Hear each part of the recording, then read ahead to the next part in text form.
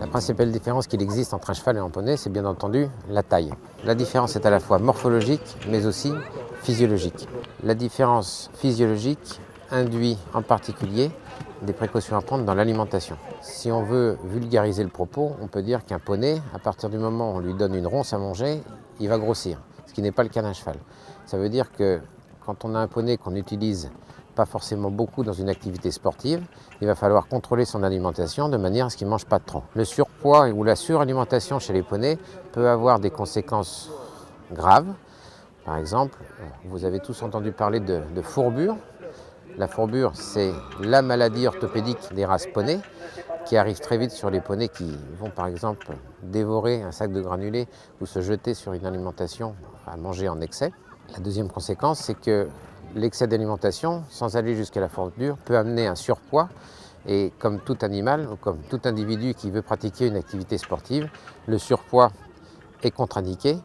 Contre-indiqué parce qu'il empêche le développement de la musculature cardiaque et respiratoire, mais aussi parce qu'il entraîne un surpoids sur les articulations et des douleurs, l'apparition de dégénérescence articulaire précoce. En raison de la différence morphologique concernant la taille, l'apprentissage, le dressage à effectuer sur un jeune poney ne peut pas être exactement le même que celui effectué sur un cheval.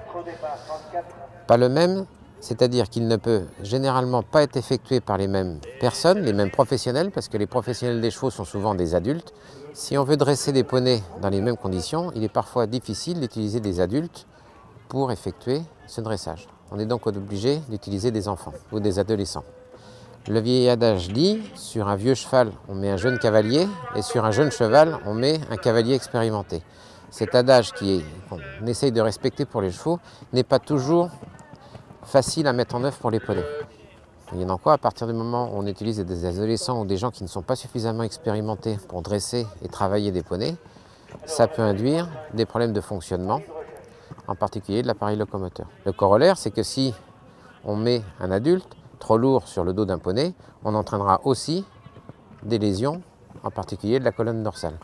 Développer une activité sportive pour un poney implique de changer son habitat, et en tout cas, le poney qui fait du sport ne pourra plus habiter en permanence dans un pré. On va donc être obligé de le rentrer au box et, le cas échéant, de le transporter pour aller dans les manifestations sportives. Pour ce qui concerne le box, il y a des modifications à apporter. En particulier, il faudra veiller à ce que les mangeoires et les abreuvoirs ne soient pas trop hauts. Idéalement, pour les mangeoires, on peut mettre l'aliment dans une mangeoire par terre ou directement au sol. Et il est important aussi de veiller à la bonne ventilation dans le box. En particulier, une modification simple à réaliser est d'abaisser la hauteur des portes de box de manière à ce que l'air circule à un niveau plus bas et surtout à hauteur du nez du poney.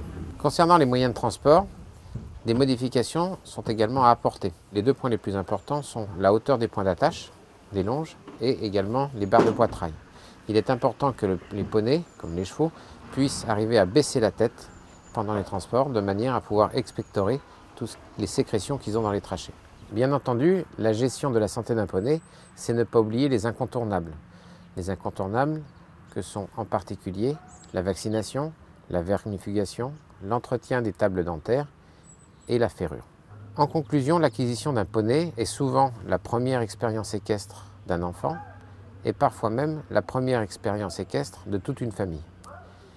Il convient donc d'être encadré par une vraie équipe de professionnels, le coach pour l'encadrement au quotidien et l'entraînement du poney, mais aussi le vétérinaire pour tout ce qui concerne la santé du poney.